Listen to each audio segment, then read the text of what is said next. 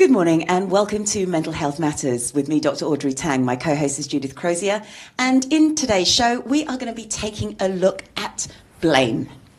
Blame is one of those issues where in the workplace this can be really problematic because it can remove trust, it can remove people speaking up, it can remove all kinds of productivity. In today's show, our expert is going to be talking about blame in a slightly different context. She's going to be talking about it in terms of exploitation. However, the principles still remain the same. And this is something that we want to address, and that's why we've blended these two topics together, the idea of exploitation on a broader scale and exploitation in the workplace.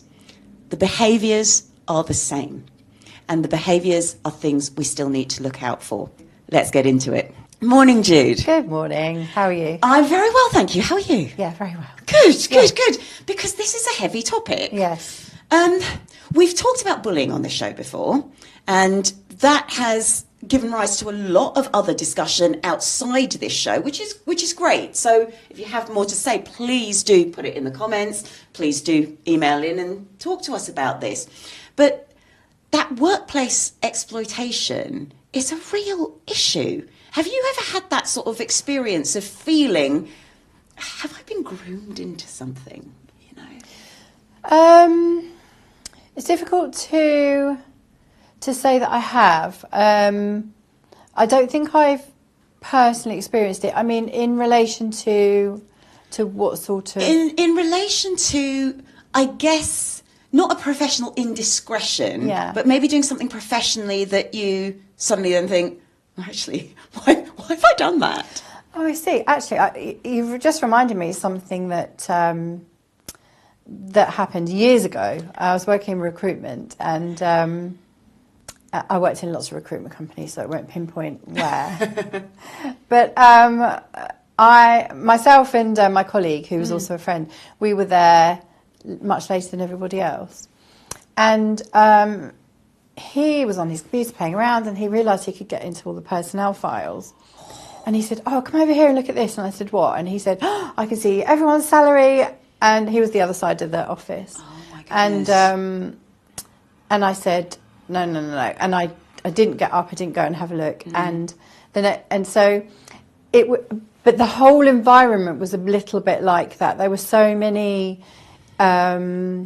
dodgy videos that they'd all crowd around and have a look at, you know, during work time and things. And it wasn't a very nice environment. And eventually I left and went into teaching, where the environment was much nicer, obviously, very different.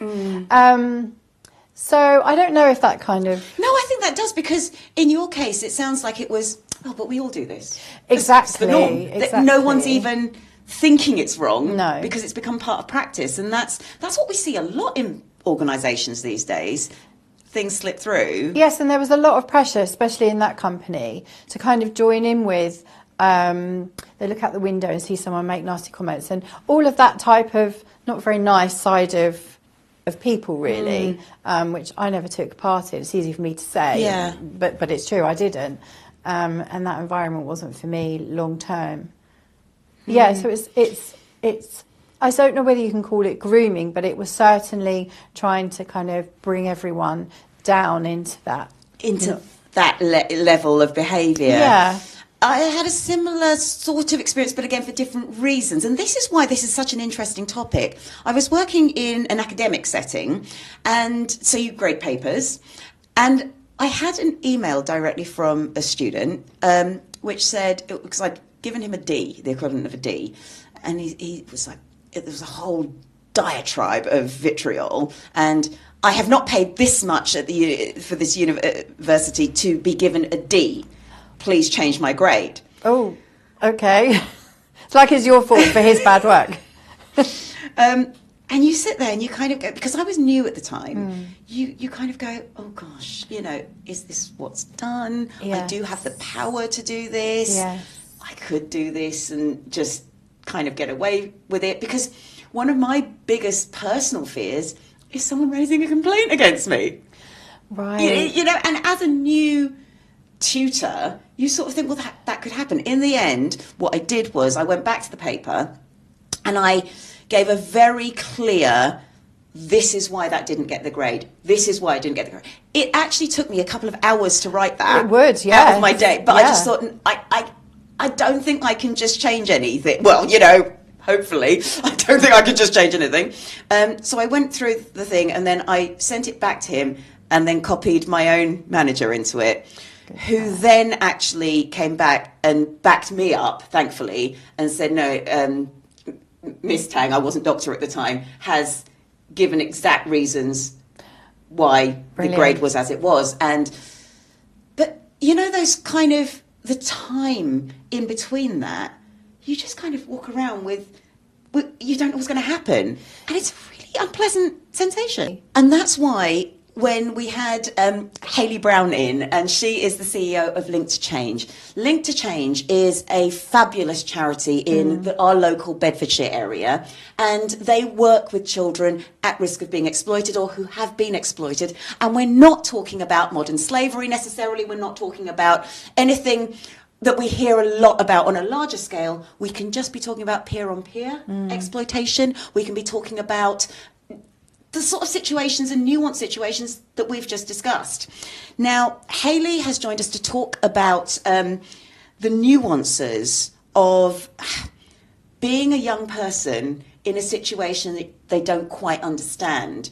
And whilst I know we've started the show talking about professional exploitation and the issues are the same, no matter how old you are, where you are in your career. And I think a lot of those behaviours are transferable. So we're going to go over to when Hayley Brown came in, and this is Link to Change.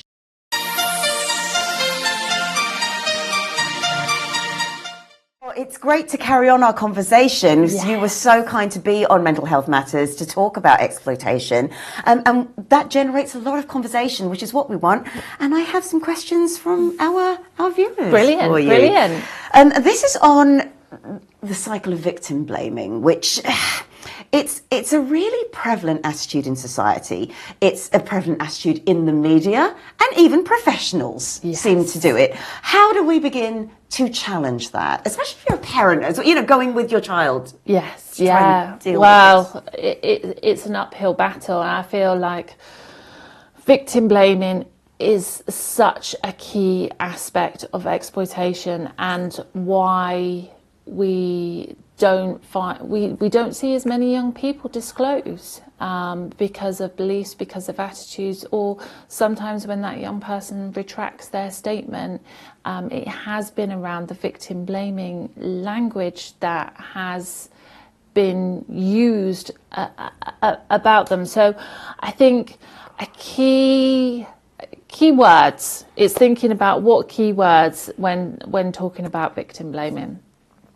So some of those keywords may be child prostitute. I've heard that one before. They were putting themselves in a dangerous situation.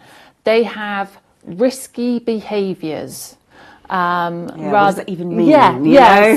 So it's words like that. And, you know, as I've said, and I will continue to say, exploitation is a really hard thing to identify because of that grooming process. And grooming is so natural. It is hard to identify.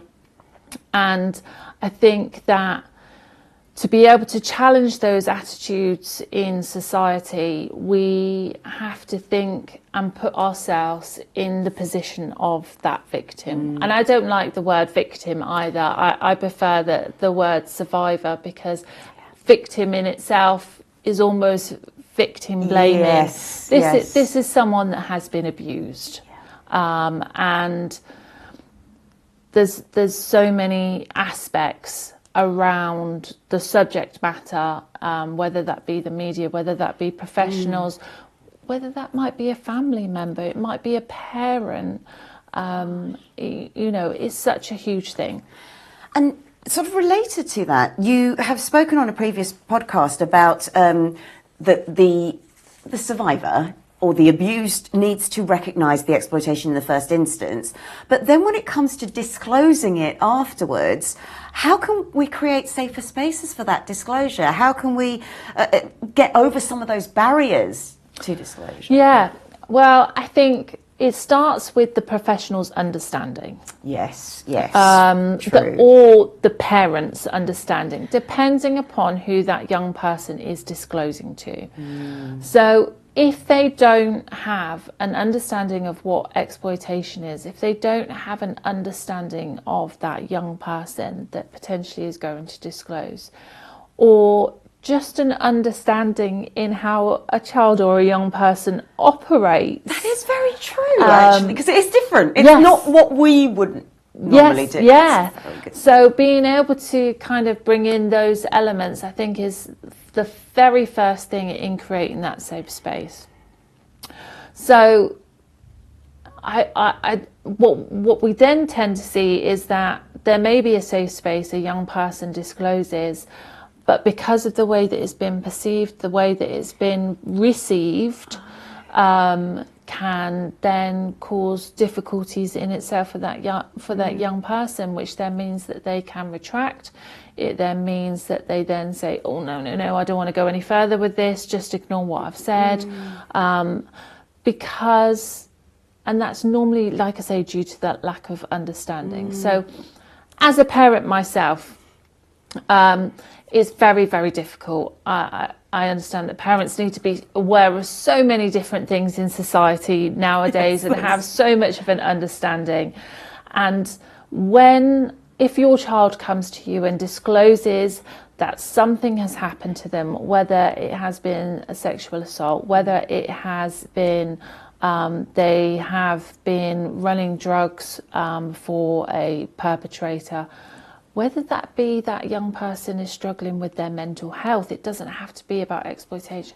Sometimes a parent's gut reaction is to, oh, heckles up, It becomes about the anger for the parent, the frustration for the parent, the understanding. Am I a good enough parent? Yes. Because for any parent, at some point in that parenting journey, you are going to say in your head, am I a good enough parent? And am I doing this well enough? Your then child comes to you and something's happened to them. There's so many different thought processes and defenses. Creating that safe space is about listening to that young person, reflecting on what they've said, rather than saying, well, I think, I know, I feel.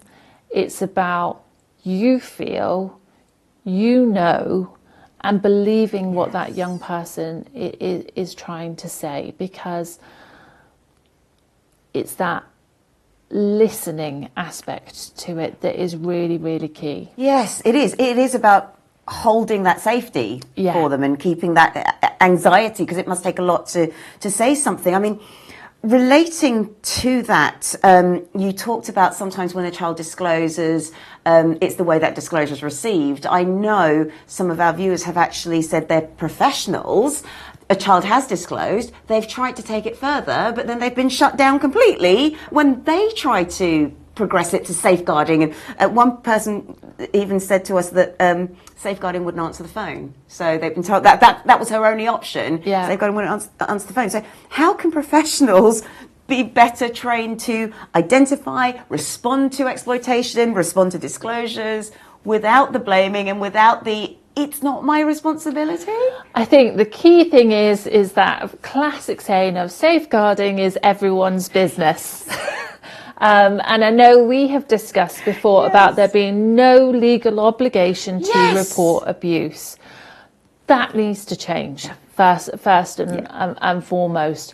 And I, over my many years of working with children and young people, I have worked with professionals, and I have worked with some amazing professionals, and I've worked with some where they just don't understand the young person. Yes.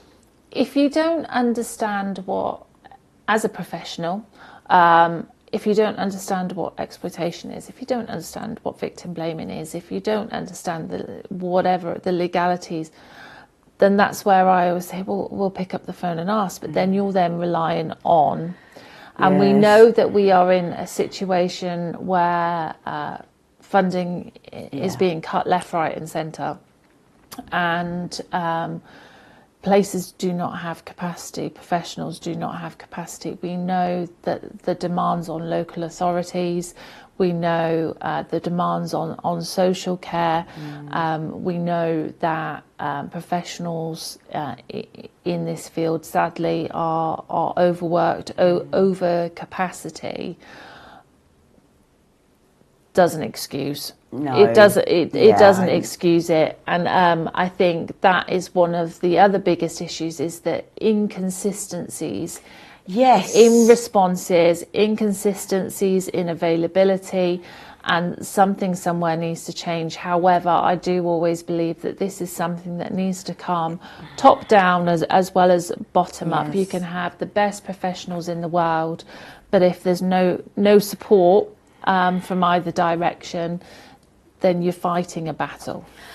And so maybe there's almost a pincer movement here as well that could happen with the changes in, well, firstly the legal framework, but also the media portrayal. What can we do to shift that focus from victim behaviour, so the blaming side, to perpetrator accountability? Wow, exactly. So, what we still find is some of our young people that are being exploited, especially criminally exploited, they are being criminalised. Laws, I have an understanding. I have a family that are police backgrounds, I understand all of those different types of things. But I think it's about understanding where that process is. And for some young people, they have been exploited, groomed and exploited for so long that it's almost like they've moved, the best way to describe it, they've moved up the ranks to where the point that their behaviour is criminal behaviour. But I think it's about understanding those young people and trying to protect those young people as much. And the NRM process, which is the National Referral Mechanism, that is a process that is in place to be able to protect some of those young people from being prosecuted because they have been groomed, which has then led to criminalised behaviours. And I think that is a great system. It's not utilised. No. It is a process where it requires a lot of multi-agency input. Again, professionals being overwhelmed, overstretched. That multi-agency input, the where that then sits on where that kind of goes through. But anyway, I've kind of gone off on a tangent, I guess, a little bit. But in terms of the way that the media portrays young people, they're seen as naughty kids. Yes, it's a very common thing. They're seen as bad kids, and for as much education that there is, and from all of the key things that we've learned from cases such as in Rotherham, professionals' perceptions and public perceptions haven't changed. They're not necessarily thinking about that young person, and it is a stereotype that is portrayed of that young person. Victims are not being recognised as being exploited. There are still comments that come from, well, it's a particular type of young person. So people have in their heads, this is a young person that doesn't like school, rebels against everything, is from a broken home or a looked after child. And I don't know how many times, I probably say it in a day, but this happens to everybody. It happens to absolutely anyone. And we need to think about what's happened, and we need to start believing in these young people. Wow. Is there one thing that we can do following listening to this podcast where we can change our language or change our approach or change our thinking? Yeah, so I think that there's a lot around changing our languages and changing our approach of how things are perceived. Avoiding phrases. Yes. That is a massive one. Yes. So they knew what they were doing. They should have just left the situation. I hear that all the time. These young people have been groomed. They have been coerced. They have and are experiencing trauma. If you don't have an understanding of trauma responses, so, the key 5 different trauma responses. So to pick one, for example, you freeze. Yeah. A person freezes. And so when someone says, why didn't they just kick them and leave? Or why didn't they just do this? That individual person's response is to freeze and not do anything, and before they know it, something is happening to them that they don't really want to happen. And sometimes that young person's comprehension of what has happened to them. I mean, we see now victims of sexual abuse don't disclose until they're in their 30s, 40s. Yes. Something that has happened to them from a very, very early age, whether that be 5, 6, teenage years. Sometimes they've not seen that as abuse because of the situation, because of the circumstances. And it's not until they've gotten older that they've gone, hold on a minute. It can be something someone said, it can be something they've watched, it could be something they've read, that they go, oh, hold on a minute. That was actual sexual abuse that happened to me. But it's not the way it's been seen, and it's not been the way that it's perceived. So it's being able to recognise that coercion, recognise that trauma within that person, and especially in terms of exploitation, the lack of control. Someone has control over these young people. Yes. Someone is controlling everything that happens to them and everything that is said, and understand that, recognise that, and see that for what that is. Another key thing, I guess, is about how can we change is supporting without judgment. Yeah. And it's going back to that listening and that safe space for that young person. Educate yourself. Yeah. Everyone has the ability to educate themselves, especially with the wonderful world of AI now. Yes, that is very true. If you don't understand, there are so many different ways. It doesn't necessarily mean, you might not be a person that can pick up a book. It might be someone that, is unable to read. There's so many ways and means out there now to be able to educate yourself. You tell me find me a person that doesn't at some point watch the television, that doesn't at some point watch YouTube, find a video. It's about learning about it and education. Navigating today's workplace is tough. Toxic employees, endless drama, a lack of motivation. We've all been there. But fear not, we are here to help. My name is Leanne and I'm a chartered psychologist. My name is Al and I'm a business owner. And together we dig into the scientific and commercial secrets behind great workplace cultures in Truth, Lies and Work. A no-nonsense, award-winning psychology podcast brought to you by the HubSpot Podcast Network. We explore practical strategies for building a great workplace.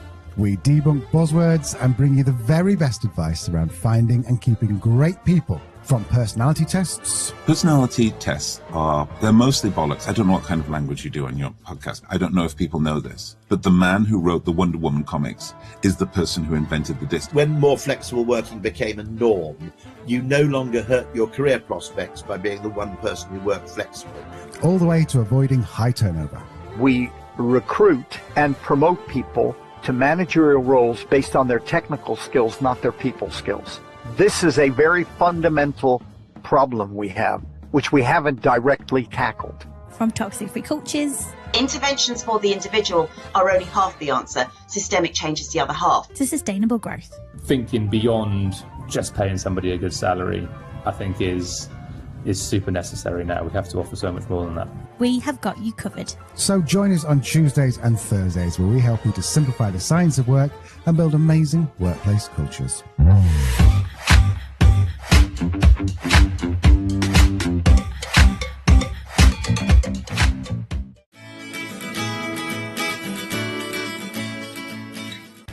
Thank you, Hayley. There's so many nuances that I think people don't understand, and something I have to watch myself as someone in the supportive healing space is to cognitively understand it and expect everyone to go, well, logically, of course you're going to say no. Logically, of course you're not. And even in reflecting on my own situation, you know what's right. You don't feel it. Exactly. And it's the kind of the head making sure that always kind of rules the heart or the fear or whatever it is. And this is where, and this is what I picked up from Hayley's conversation, unless organisations who truly want to build a climate of trust, or organisations who are trying to help, unless they understand what that person feels like, what it is like to be in that context, you're just going to keep on going, well, it's obvious, just do this. Yeah, exactly that. And I think that that's the crux of it, is that the person encouraging the wrong thing or whatever it might be doesn't understand how the other people might feel about not wanting to do the wrong thing. And sort of when I reflect on that time I spent agonising over what to do, yes. I know I have strong senses, just sort of my own values and integrity and morals. But even then, in that situation, when you're new, you don't know how things will be received, you don't know what to do, you don't know who to ask, because that's another thing, you're very lonely and very afraid. And I was already a working professional. Exactly. So what if you are a really young person and, you overall you're worried about not doing the right thing, you want to keep your job or whatever situation you might be in. And you just do what you're told just to keep everything, quiet and not ruffle feathers and things. Yeah. And then in your case, you'd be going against the whole environment. So on the subject of trust, we actually go back to Hayley, because she, from Link to Change, Hayley Brown, she's the CEO of Link to Change, and Link to Change is about preventing exploitation. It is about preventing exploitation of young people, but as we've said, the principles are the same.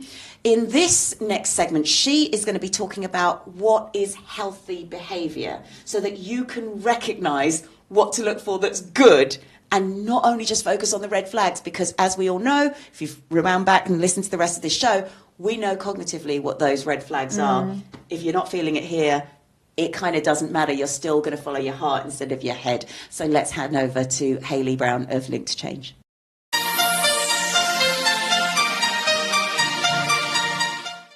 How do we help young people, or indeed anyone, distinguish between a healthy relationship and an exploitative one? Because grooming creates that false sense of love and security, and abuse does exactly the same thing.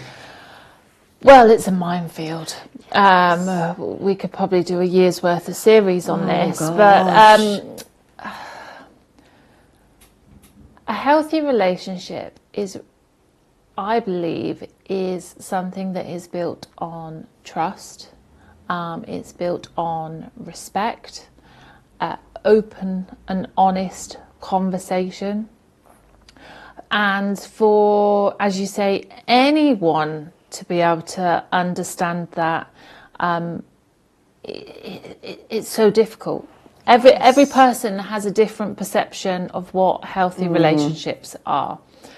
When we're working with young people, I believe that nowadays it's even more difficult for them to distinguish healthy relationships, because we've got influences of social media, we've got influences in media, we've got influences in film and television.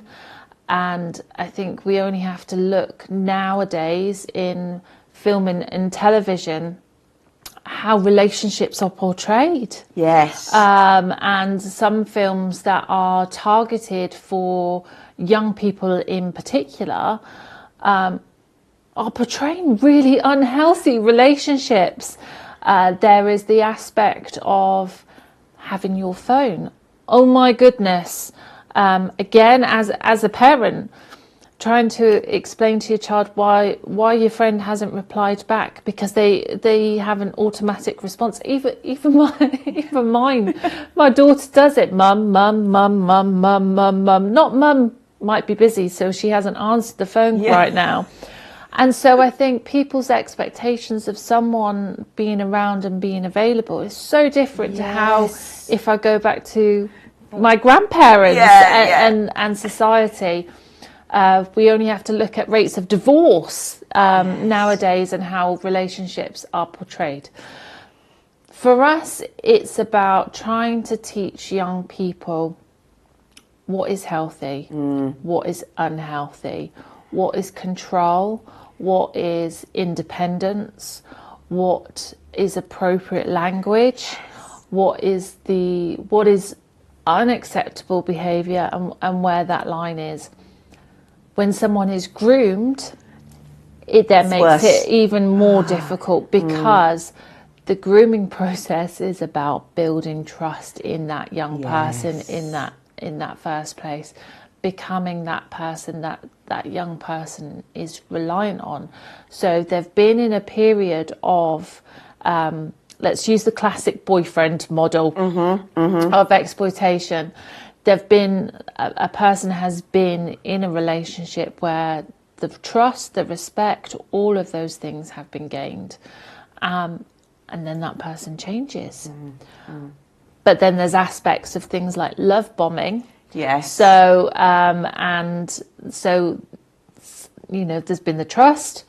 We're then in this situation where maybe that young person has then been exploited, or there has been violence, or they've been asked to do something. They've been asked to run drugs, whatever it might be.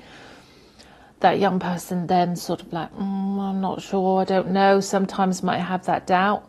And then all the trust, all the build, all of those things are then reinforced. I love you, all of those things, everything's going to be wonderful, everything's going to be different. And it goes back into that cycle. And I mean, this next question, it relates to your point very much about how grooming kind of changes your mindset. We had a viewer, and this is a woman who was in an abusive relationship, so we're not talking a child here, but she said the first thing that made her realise she was in an abusive relationship was not the red flags or any of those things, because she'd ignored them.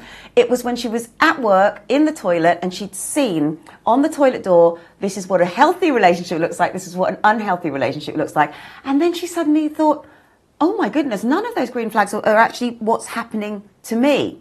And so what role does that emotional dependency play on keeping that victim trapped? Well, grooming fosters emotional dependency. Yes. And, it normalises all those behaviours. It normalises those imbalances. And for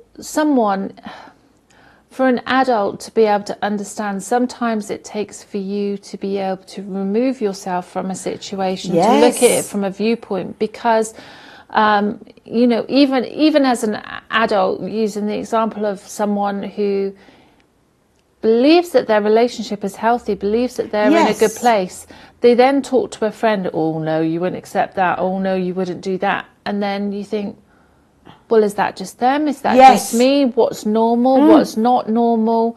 There may be red flags, but there may be other elements of this, things that are healthy as well. And so those lines get so blurred.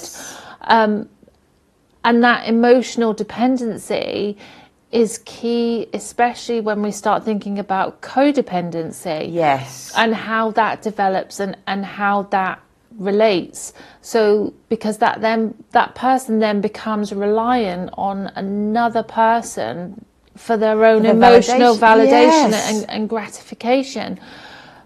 And so whether or not it's fear of the unknown. So you could be in a relationship and you could think, oh, I don't quite like that, or I don't quite like that. But it's all right, because they're only like that once a fortnight. Yes. It's all but, and I've heard the saying time and time again, but do the good times outweigh the bad? Well, as to what degree is the bad? What degree is the good? And so people tend to then cling on to those good times, because when it's good, it's brilliant. Yes.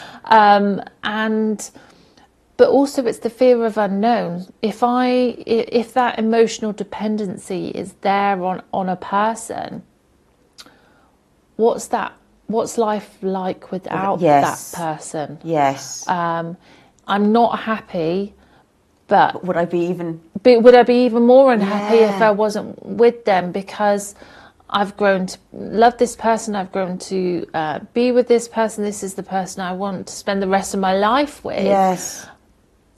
How is life going to be without them? And that I think sometimes is one of the real scary parts of that fear of the unknown, and that fear of nobody likes a breakup. No one likes when a relationship ends, and there's different degrees of that. There is a amicable, this isn't working, end of relationship. There is kitchen floor crying, reset, end of the world relationship, and you don't know where that it sits on that spectrum. That's really sad in so many ways as well, because that keeps people so trapped in that. It's the fear of it has to get worse before it gets better. And relating to that, I think happily now a lot of fairy tales and Disney and things like that, they're beginning to get a little bit more self-aware. But there have been some real problematic societal narratives around what love is, what loyalty is, and how do they contribute to normalising codependency and normalising manipulation and exploitation? It's so difficult, because in my head I think sometimes people are in a relationship and sometimes people give up too easily, Yes. Going back to Grandparents' Day again, where you talk through it, you work through it, rather than just kind of pack your bags and leave. But then everyone is different, so don't stay in a relationship if you're unhappy, if it's not healthy, if it's not for you. So there's, again, it's a spectrum. I think that the movies, the media, it's all about who's with who, what's what. There's big debates over a lot of films at the moment, that whether it's a positive portrayal of domestic abuse, whether it's a negative portrayal of domestic abuse, the way that things are seen and perceived. There is so much violence. Yes, which desensitizes us. In films. So there is a level of desensitization. I realise that, I acknowledge that within myself, having worked in this field for over 20 years, and that's something I recognise. But we go on to streaming platforms, and there is true crime, there is documentaries on serial killers, there is documentaries on real life dating shows. There is in movies, it's very rare now that you will watch a movie where there's not been some sort of really aggressive sexual scenes. We know that young people have the statistic is that it can take a young person to find hardcore pornography on the internet within 30 seconds, but it could take up to 5 minutes to find some form of soft pornography, however you distinguish the difference. Access to all of those things the increase in violence, all places an impact on relationships and how things are perceived and what is now been normalised. Yes, it's horrific. It's absolutely horrific. And the worst thing is, it's with all the algorithms of social media and things like that. You may not even be looking, and yet it turns up. Yes, yeah. Think how many young people are on certain platforms. Scroll. What's in front of them? I think, what is it? You're only 3 clicks away, or something like that. And I do think that has a lot to do with how people perceive healthy relationships, and then that link to codependency. Again, those key relationships in films, and you can sit and you can be really engrossed, and then for me sometimes I'll go, well, that's codependency, well, that's this, well, that's that. But if you don't know, you just see it as this epic love story. Yes, which is dramatic and exciting. My all-time favourite book is Wuthering Heights. Right? Oh, gosh. Been my favourite since probably, I think the first time I read it was the age of 8. That's an incredibly unhealthy relationship. Incredible codependency. An amazing book, but different people will have different perceptions, and see the epic love story. That's what you see. That's what you see in the media. This epic love story. Actually, no, it's really quite horrific. Yes, and when the media's called it epic, yes, and a love story, you begin to go, oh, well, that's what it must be like. And if mine isn't like that, then it must be boring. And then love has to be hard. Love has to be aggressive. Love has to, there has to be pain, tears, all of those different types of things. Oh, so, I'm just in this nice, normal relationship. That must mean that we're really boring because we cook dinner, we watch TV, we go to bed. and yet that is one of the most healthy. Oh, my goodness. So what can professionals, families and communities do to educate young people about not just the red flags, but the green flags of what makes something healthy, but also perhaps provide that early intervention before exploitation occurs? I think, for me, one of those key aspects, again, is understanding codependency. Because codependency is a massive, massive factor when it comes to exploitation and grooming. And again, a really massive field. So, where the lines have got so blurred, where there is lack of boundaries, there is emotional dependency upon each other, there is control, there is manipulation. There is that feeling that you can't survive without that other person. And just thinking, an example, a young person that has been horrifically exploited, the perpetrator, by the time they've got to court, the perpetrator is being prosecuted, that young person still feels emotionally attached and is crying because they don't want that person to be prosecuted. They don't want them to be punished because they don't have that understanding, and that is codependency. And professionals, parents, I believe, codependency has been around for very, very many years. But I don't feel there's as much education on codependency and what it is. It's termed as a word, but actually the way that trauma bonds are formed and created, and I think it's about understanding what that codependency is, that emotional understanding, that link, that trauma, all of those different types of things, and how that young person has ended up in this situation and circumstances, and understand that young person is dependent. I think that probably brings me to sort of our action point for today. What one thing can maybe we do to reflect on perhaps our own relationships? Because I know from what I sometimes see is we talk about codependency, but that young person's been in a codependent relationship with their own family. Yes. And it's normal. Yes. And therefore, the relationship that they're now in, whether it's the workplace or a intimate relationship, it's normal, even though I'm sitting there thinking, it's really not normal. So what can we do ourselves to really kind of, I don't know, support that person or even reflect and make sure that we're not putting...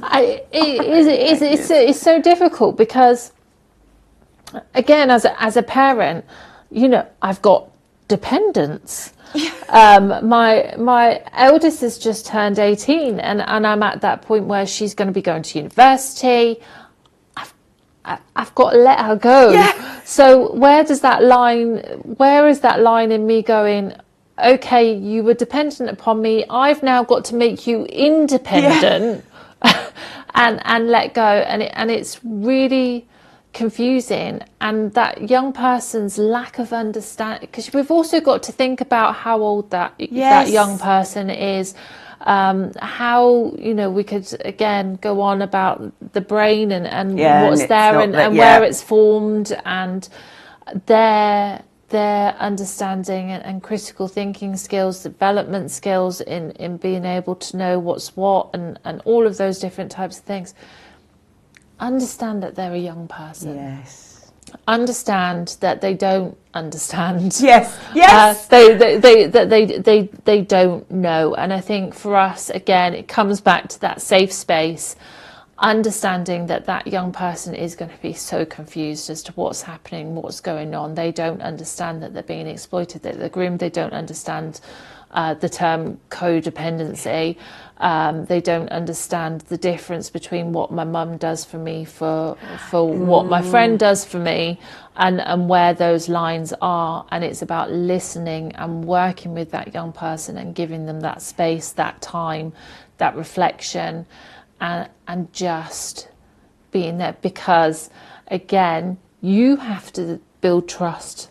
Yes. If you are a professional, yes, you have to build trust with that young person. That young person has to learn to trust you when they've got this other person that they trust with everything that has suddenly gone as well. Yeah.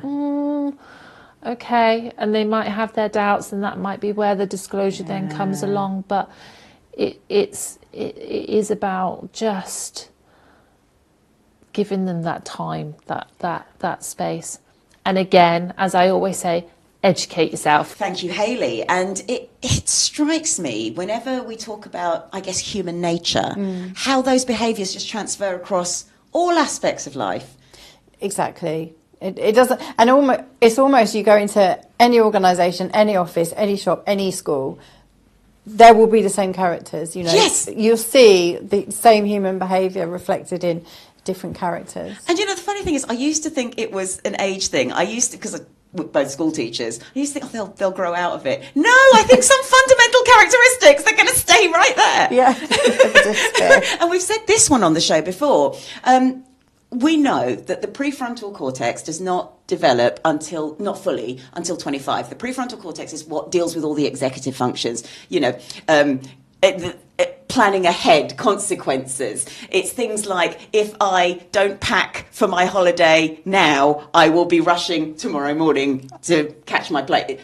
That may not develop. The understanding of the consequence may not. However, and this is something that Hayley talks about as well, morals develop at 5 years old. Morals, right from wrong, that develops much earlier. Children know. Oh, they do. And so whilst we say, okay, well, maybe you can't see consequences, doesn't mean you don't know what's right and don't know what's wrong. It's interesting, isn't it, that there's 20 years between morals being understood and the consequences as well. That's a huge gap. And with that, though, this is where people go, oh, they're young, they'll grow out of it. No, some fundamental characteristics which are set down at 5 years old, maybe without support and guidance, you may not grow out of it. The only thing you're going to do is understand that there will be a consequence, not necessarily saying it's going to be the right one for the other person. Well, exactly. So that's worth remembering next time we try to excuse behaviours. You're right. People often, the fundamental characteristics can stay the same without support. And something else I wanted to bring out as well when we talk about what's healthy and what's not, and we hear this a lot again on the show when we're talking about people in abusive relationships, and this can be abusive relationships in the workplace as well. They will say, and I hear it from my clients, it was a good day. It was a good day because my boss wasn't nasty to me. Right. Okay. It was a good day because he didn't hit me. Yeah. That's not a good day. That's not a good day. That is not. It's not a bad day. It's not the worst day, maybe, but it's not a good day. No, and if that's where we're setting the bar, it was a good day because someone didn't tell me off or didn't do something awful. Then your expectations are just going to get lower and lower, aren't they? And then people put up with more and more and more. Yes. Yeah, that can't be good. We need to strive for like a positive, good, an actual good thing that happens. Yeah. Exactly that. And that's why we have these discussions on the show. We're not necessarily trying to preach and say, you must do this, you must do that. We do have experts who have those qualifications and their own practice, which they will bring their tips and tools. But at the same time, if we can spark discussion, even if you don't agree with us, yes, you're talking about it. Yeah. And some of these topics need to be talked about more. And that one really is not just a bugbear because that's the field I work in. I work in going from okay to thriving. So I do work in what is a good day. But that gets very confused with moving from not okay to okay. That's healing. That's counselling. That's a very different space to the one I work in. That's really interesting, isn't it? And I won't work in that space No. because I'm not qualified to work in that space. I work in the other one. But there is a massive difference, and a good day is not just because someone didn't do something bad to you. Yeah, that's really interesting and really important to bear in mind as well. It's these discussions, eh? Oh my goodness. Well, we have come to the end of the show. What will you take away from just today's chat? That two things. One is trust your guts. Yes. And if something feels wrong, it probably is.